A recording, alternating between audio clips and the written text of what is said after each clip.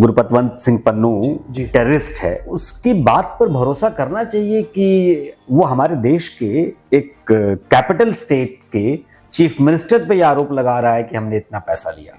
अरविंद केजरीवाल ही क्यों ऐसे एक पॉलिटिकल फिगर हैं जिसपे कि एक आतंकवादी, खालिस्तानी आतंकवादी, जो अक्सर भारत को तोड़ने की बात करता है, he is a separatist and India को ब्रेक करने की बातें करते हैं।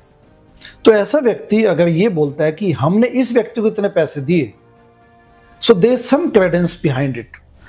पर उनको ऐसा क्या पड़ा कि वो इसी व्यक्ति के बारे में बोल रहा है? That is a question that arises. आम आदमी पार्टी शुरू से एक इमेज है इनकी कि they are very pro Khalistani supporters, sympathy है इनकी। एक वेब सीरीज जो मैंने बनाई 2019 में, ट्रांसपेरेंसी पारदर्शिता, उसमें भी कुमार विश्वास ने जो एक स्टेटमेंट दी है कि कैसे he wanted to become even the prime minister of a separate nation. क्या मूवमेंट था डॉक्टर साहब कि आपने सोचा कि अरविंद के साथ नहीं मिल सकता? जैसे इन्होंने सत्ता में आने के बाद चंदा की पारदर्शिता पे असॉल्ट किया, तो it was unbearable for me. मैंने कहा इस पे तो कोई समझौता हो ही नहीं सकता। यदि पहले वेबसाइट पे ये लगाते थे कि कितना चंदा मिला है, एग्जैक्टली, उसको हटा दिया इन्होंने। तो बस वहीं से मेरा डिफरेंस शुरू। नमस्कार, भारतिका में एक बार फिर आपका स्वागत है और आज हमारे साथ एक खास मेहमान हैं डॉक्टर मुनीश रायजादा।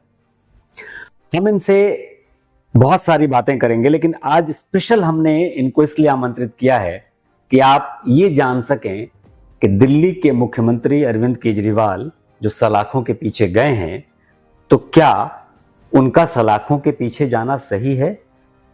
क्या सरकार जो केंद्र की बैठी है वो उनके साथ ज्यादती कर रही है, या ये ऐसी ही फितरत के हैं, या ऐसे ही गलतियां वो करते हैं जिसके वजह से उनको कभी ना कभी तो सलाखों के पीछे जाना ही था? मनीष जी, सबसे पहले तो आपका बहुत बहुत धन्यवाद कि आपने वक्त निकाला आने के लिए और हमारे हमसे बातचीत के लिए। जी। संयोग देखिए कि जब से आपसे चर्चा हम लोग कर रहे थे, अचानक से ये गुरपतवंत सिंह पन्नू का मामला सामने आ गया। मैं दर्शकों को ये बता दूं कि डॉक्टर मुनीश रायजादा आम आदमी पार्टी के एनआरआई सेल के को कन्वेनर थे 2015 तक। फिर उन्होंने कुछ आपसी उनकी मतभेद हुए, उस मतभेद के बाद उन्होंने उस पार्टी को छोड़ दिया और अमेरिका में सेटल्ड हैं, डॉक्टर हैं पेशे से, जो हमारे यहाँ MBBS MS कहते हैं, MD कहते हैं, वो हैं, फिजिशियन हैं, बच्चों का इलाज करते हैं और अमेरिका में बहुत प्रतिष्ठित डॉक्टर हैं। लेकिन परिस्थितिवश हालात देखकर, देश के हालात देखकर, ये अभी फिलहाल अमेरिका और हिंदुस्तान की यात्रा करते रहते हैं। डॉक्टर साहब, हम पन्नू से ही शुरू करते हैं। जी। पन्नू का एक बयान आया है, पन्नू का एक वीडियो उसने रिलीज किया है और कहा है कि 125 करोड़ से ज्यादा पैसे होते हैं अगर आप उसकी बातों को माने, $16 मिलियन। जी। तो आपको क्या लगता है कि अरविंद ने पैसे दिए होंगे? ये देखिए, पहला तो ये है कि पन्नू ने ऐसे किसी भी पॉलिटिशियन पे डायरेक्ट एक एक्यूजेटरी स्टेटमेंट नहीं दी कि इसने ऐसा किया। अरविंद ही पूरे अपने पॉलिटिकल सफीयर में, अरविंद केजरीवाल ही क्यों ऐसे एक पॉलिटिकल फिगर हैं जिसपे कि एक आतंकवादी, खालिस्तानी आतंकवादी, जो अक्सर भारत को तोड़ने की बात करता है, he is a separatist and India को ब्रेक करने की बातें करते हैं। तो ऐसा व्यक्ति अगर ये बोलता है कि हमने इस व्यक्ति को इतने पैसे दिए, so there is some credence behind it. देखिए, ये तो अल्टीमेटली लॉ एजेंसीज को कनेक्ट करने पड़ेंगे डॉट्स, बट यदि आप पीछे मुड़ के देखें तो आपको लगेगा कि there is some germ of truth in this. जैसे कि आम आदमी पार्टी शुरू से एक इमेज है इनकी कि they are very pro Khalistani supporters, sympathy है इनकी। क्योंकि जब 2015 में हम लोग दिल्ली में 67 आउट ऑफ 70 सीट्स जैसा मैसिव मैंडेट लेके आए, उसके बाद संजय सिंह और एक पत्रकार बंधु जो अब इस वक्त पार्टी में नहीं है, तो उनकी जो दिल्ली से कनाडा की जो ट्रिप्स थी वो बढ़ गई थी, फ्रीक्वेंसी बढ़ गई थी, फ्रीक्वेंसी बढ़ गई थी। अक्सर वो जाते थे एंड वहां पर आपको ध्यान होगा कि 67 सीटें मिलने के बाद पंजाब में भी बड़े एक उबाल आया हुआ था कि हाँ प्रोबेबली ये मसीहा पंजाब की पॉलिटिक्स बदलेगा। और कनाडा में खालिस्तानी एलिमेंट बड़ा, आज अगर पूरी दुनिया में अगर कहीं खालिस्तानी मूवमेंट कहीं है तो अपने देश में पंजाब में नहीं है, वो नहीं है, वो कनाडा में। बिल्कुल सही बात। तो पंजाब, यदि आप कनाडा जाते हैं तो आपको सिख डायस्पोरा में, जो कि इंडिया के प्रति बड़ी, मतलब they treat themselves as Indians, but Khalistani element वहां पे है, तो उनसे आप बिना मिले या उनसे इंटरफेस किए बिना आप वापस आए, it is next to impossible. So इसमें ये जब जाते थे, और उसके बाद पंजाब इलेक्शंस में भी एक वेब सीरीज जो मैंने बनाई 2019 में, ट्रांसपेरेंसी पारदर्शिता, उसमें भी कुमार विश्वास ने जो एक स्टेटमेंट दी है कि कैसे he wanted to become even the prime minister of a separate nation, जो कि आप समझते हैं Punjab being a border state. बिल्कुल। तो उस रेफरेंस में वीडियो आप देखा जा सकता है उसको। तो इन सब चीजों को आप देखेंगे तो लगता है कि ये बात बड़ी महत्वपूर्ण है और इसको इन्वेस्टिगेट किया जाना चाहिए। आप जो पन्नू ने एक वीडियो बना के रिलीज किया है, उस वीडियो के एक फ्रेम में जो उसने तस्वीर लगाई है, उसमें डॉक्टर मुनीश रायजादा भी बैठे हुए दिखते हैं। जी जी, उसके बारे में बताएंगे कुछ? देखिए, पहले बात तो मैं ये क्लैरिफाई करना चाहूंगा कि जो भी अरविंद की मीटिंग्स न्यूयॉर्क में जिससे हुई, जो क्लोज्ड डोर मीटिंग है, उसमें मैं नहीं था। मैं आपको पूरे वृत्तांत में लेके चलता हूँ, just for the sake of disclosure. सबको मालूम होना चाहिए, सबको पता होना चाहिए जी, क्योंकि आपकी तस्वीर वायरल हो रही है, इसलिए ये जानना भी जरूरी। जी, हम लोगों ने आम आदमी पार्टी को ज्वाइन किया था। इनफैक्ट अन्ना आंदोलन से हमने शुरू किया था, जिसपे आपने एक पुस्तक भी लिखी है, और जो इंग्लिश टाइटल है आपका वो तो काफी ही, मतलब बड़ा फैसिनेटिंग टाइटल है, the false gods of, series of false gods, the series of false god. Excellent title. देखिए, हमने अन्ना आंदोलन ज्वाइन किया देश बदलने की चाहत में, भ्रष्टाचार मुक्त भारत बने। मूविंग फॉरवर्ड आम आदमी पार्टी बनी। तो आम आदमी पार्टी बनने के बाद 2014 दिसंबर में अरविंद की पहली यात्रा यूएसए की मैटेरियलाइज हुई। कोलंबिया यूनिवर्सिटी से उनको एक इनविटेशन आया हुआ था। ठीक है, चलिए। तो मैं, क्योंकि टू एंड फ्रो आता रहता था इंडिया में, पार्टी के लिए भी काम करता था जमीन पे, प्लस बीच में शिकागो जाके अपनी आजीविका के लिए मेडिकल प्रैक्टिस। तो जब उस वक्त उनका आना हुआ तो मैं उस वक्त शिकागो में था। पहले ये दुबई गए। दुबई 2 दिन का इनका ट्रिप था, and it all was coordinated by Rajiv Saraf and एक उनके दोस्त हैं दूसरे आईआईटी के दुबई में, मिस्टर साहा। तो इन्होंने कोऑर्डिनेट किया। हम चाहते थे कि ये शिकागो आए, क्योंकि Chicago was one of the hubs, या hubs for support to Aam Aadmi party, क्योंकि अन्नावाइज काफी उस वक्त उनको लगता था कि आंदोलित थे और देश बदल सकता है। देश में जो भ्रष्टाचार था उस दौर में लगता था कि ये बदलाव आ जाएगा, देश ईमानदार लोगों का देश कहलाएगा। जी। तो नेचुरली मैं भी शिकागो की हमारी यूनिट या चैप्टर आम आदमी पार्टी का बड़ा स्ट्रॉन्ग था। तो एक ईमेल फिर राजीव ने भेजी वहां से, राजीव शराफ मिस्टर साहा ने, कि नहीं अभी शिकागो का नहीं रखते, इसको अभी न्यूयॉर्क में आएंगे। एंड उन्होंने कोलंबिया यूनिवर्सिटी और एक जो एनआरआईज का साथ डिनर था उसकी बात उसमें कही गई है। अब जब मैं 7 दिसंबर को अरविंद ने आना था, 6 दिसंबर को मैं वहां पहुंचता हूं। मैं फिर शिकागो से फ्लाइट लेके मैं न्यूयॉर्क आ गया। वहां पे mister Ramesh Reddy, another IIT friend of him Arvind के, वो वहां पे हम दोनों ने चेक इन किया एक होटल में, एंड हमने अपना पूरा दिन वहां पे जो इन्फ्लुएंशियल एनआरआईज थे उन तक कोऑर्डिनेट किया कि भाई डिनर के वो अवश्य है, क्योंकि मेरा मकसद था फंड रेजिंग में मदद करना, क्योंकि एज बीइंग एनआरआई को कन्वीनर ऑफ एनआरआई सेल, मेरा मोटिव था कि पार्टी को फंडिंग चलती रहे। तो उस लहजे से हमने ये काम किया। अगले दिन सुबह हम एयरपोर्ट चले गए, लेकिन मीनवाइल हमारे पास गुरुद्वारे से फोन आने लग गए नेचुरली। तो हमारी बातचीत हुई उनसे, वो कहते कि अरविंद को आप गुरुद्वारे लेके आइए, उतरते रिचमंड हिल वहां लेके आइए, रिलीजियस प्लेस, आस्था का मामला है। ठीक है, हमने कहा, हमने फिर उनकी बात मान ली। तो उन्होंने कहा कि आप यहीं ले आइएगा उनको, सीधा एयरपोर्ट से यहीं पे आके वो नहा धो लेंगे साथ में, फिर उसके बाद नाश्ता करने के बाद गैदरिंग को he will just address that.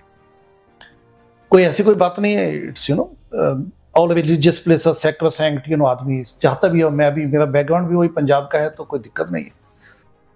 तो उसके बाद क्या हुआ कि हम लोग फिर सुबह सुबह चले गए, मैं और एक दो व्यक्ति और थे, सोमू कुमार एंड साथ में सुरेश रेड्डी जो उनके IIT के दोस्त थे। तो हम वहाँ गए, हमने रिसीव किया Rajiv Saraf and Arvind Kejriwal business class से। They landed at New York airport and वहाँ से सीधा रिचमंड हिल चले गए गुरुद्वारे। बड़ा एक भव्य, उनके लिए लोग टूट टूट के पड़ रहे थे, you know, those functionaries of gurdwara, and काफ़ी लोग थे वो, जो पदाधिकारी कहिए जो भी थे। उसके बाद वही नाश्ता पानी हुआ, उसके बाद फिर गैदरिंग जहाँ पे गुरु ग्रंथ साहब रखा जाता है, वहाँ पे उस हॉल में, यू नो, लोग भी आए हुए थे, तो वहाँ पे सब हुआ वो। एंड उसके बाद एक क्लोज डोर मीटिंग हुई जिसमें मैं नहीं था, ठीक है। सो आई कैनॉट वाउच कि वहाँ पे कौन लोग थे और क्या बात हुई। जो तस्वीर वायरल है वो गुरुद्वारे की है, वो गुरुद्वारे की, वो नेचुरली मैं भी वहाँ बैठा था एंड मैंने इंट्रोड्यूस भी किया अरविंद जी के लिए पहले, एंड उसके बाद क्लोज डोर मीटिंग का मुझे नहीं पता। उसके बाद नेचुरली एक इंडियन डेलीगेशन, एक इंडियन जो लोग, इंडियन एनावाइज के लिए जो एक कन्वेंशन सेंटर में एक सभा थी, जी जी, वो सब हुई। फिर हम कोलंबिया चले गए। कोलंबिया यूनिवर्सिटी में जाके पता चला कि मीडिया इज नॉट अलाउड, तो फिर मैं, अरविंद और एक और व्यक्ति अंदर हम गए। तो वहाँ से जो भी मैंने ट्वीट किया, तो I was kind of, you know, the only source of information from party point of view, तो वो दिया।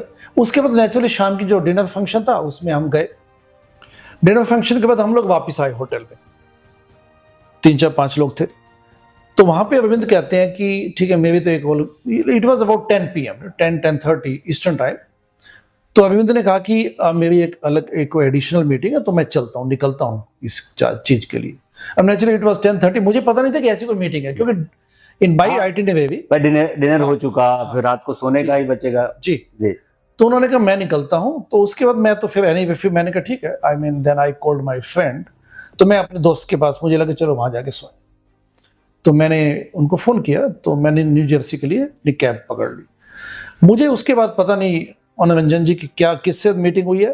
अगले दिन मैंने अपना शिकागो की फ्लाइट ले ली शाम को। अरविंद का दिन में क्या आइटिनरी था December 8 को, मुझे आइडिया नहीं है। And in my understanding, as far as I remember, शायद उनकी फ्लाइट भी अगले दिन December 8 को थी, वापस बैक टू इंडिया। यस जी। So that much I can tell. हमने सुना कि वहां पे उन्होंने कुछ गैदरिंग को संबोधित भी किया था गुरुद्वारे में। जी, रिचमंड हिल में जो एक्चुअली तस्वीरें आप देख रहे हैं उसमें मैं वहीं पे गैदरिंग में ही बैठा हूं। तो आई इंट्रोड्यूस्ड, और वहां पे उन्होंने स्पीच दी, जो मुझे आज when I connect the dots and when I look back, मुझे लगता है कि वो gathering it was a political speech. आमतौर पे गुरुद्वारे में बाहर के लोगों को बोलने की इजाजत होती नहीं है, जैसा कि मैं जितना दुनिया समझ रहा हूँ, देख रहा हूँ। जैसे हम लोग जाते भी हैं किसी कार्यक्रम में, तो पॉलिटिकल स्पीच की अनुमति वो लोग नहीं देते हैं अक्सर। जी, अब मुझे पूरी स्पीच तो याद नहीं है, but it was somehow related to some, you know, governance issues and all that. मुझे लगता है that should have been avoided, they should not have allowed it, and probably वो स्पीच होनी नहीं चाहिए थी। But again I don't remember the details now, and it was only good faith, you know, जो उस वक्त बोला गया। तो मतलब मैं जैसा समझता हूँ, गुरपतवंत सिंह पन्नू जी टेररिस्ट है। मैं तो स्पष्ट तौर पे मानता हूँ, बहुत सारे लोग हो सकता है कि हिंदुस्तान में या हिंदुस्तान के बाहर उसको एक क्रूसेडर मानते हों, लेकिन मैं व्यक्तिगत तौर पे स्पष्ट तौर पे भारत सरकार भी इसको टेररिस्ट मानती है और हम भी टेररिस्ट मानते हैं, खालिस्तानी आतंकवादी इसको मानते हैं, विदाउट एनी डाउट। तो क्या डॉक्टर साहब उसकी बात पर भरोसा करना चाहिए कि वो हमारे देश के एक कैपिटल स्टेट के चीफ मिनिस्टर पे यह आरोप लगा रहा है कि हमने इतना पैसा लिया? देखिए, सब चीजों का आप देखें तो जैसे मैंने शुरू में कहा कि पन्नू अगर एक पॉलिटिशियन के बारे में, जो कि इस वक्त एक पब्लिक सर्वेंट भी हैं, उनके पास एक डेजिग्नेटेड पोजीशन भी है, यदि उनके बारे में इस किस्म का खुलासा किया जा रहा है, तो that should be investigated, without any doubt. ये काफी बड़ा एक क्लेम है जो कि आप जस्ट एक पॉलिटिकल स्टेटमेंट के रूप में नहीं ले सकते। पन्नू को ऐसा क्या पड़ा कि वो इसी व्यक्ति के बारे में बोल रहा है? That is a question that arises. एक बात और उसने कही है कि किसी को छोड़ने की बात कही थी। तो एक जो लेटर इस वक्त सर्कुलेट किया जा रहा है, authenticity again needs to be checked. जनवरी 2014 में अरविंद ने एक लेटर रिलीज किया था कि professor Bhullar which who actually is a terrorist को रिलीज किया जाना चाहिए। तो यदि पन्नून ये बोलते हैं कि ये सब जो हमने डोनेशन या फंडिंग दी थी उसको रिलीज कराने के उसके रिलीज कराने के लिए, तो ये इन्वेस्टिगेट तो होना तो चाहिए। दोनों चीजों को समझना चाहिए कि इसमें मामला क्या। और आमतौर पे अगर देखा जाए, जब पंजाब में भी सरकार बनी आम आदमी पार्टी की, तब भी ये बहुत आरोप लग रहे थे कि खालिस्तान का दबदबा बढ़ जाएगा। उस दौर में लग भी रहा था। जी।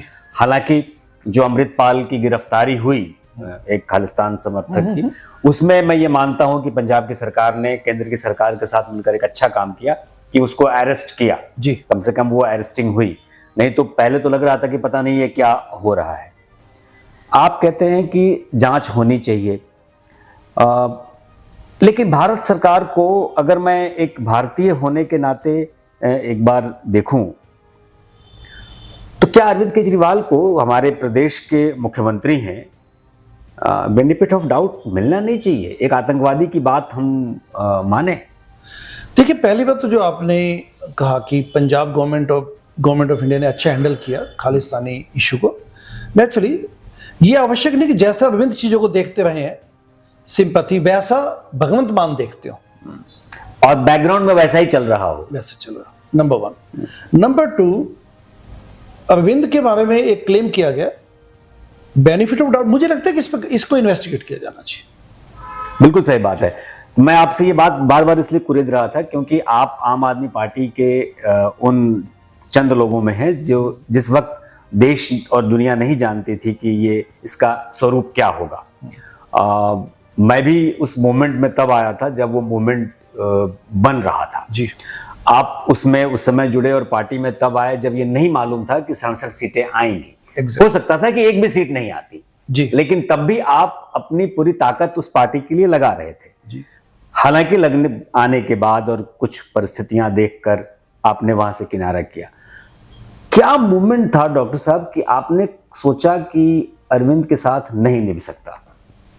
वो हुआ था जब इन्होंने, देखिए, आम आदमी पार्टी ने व्यवस्था परिवर्तन का कॉन्सेप्ट जनता के सामने रखा।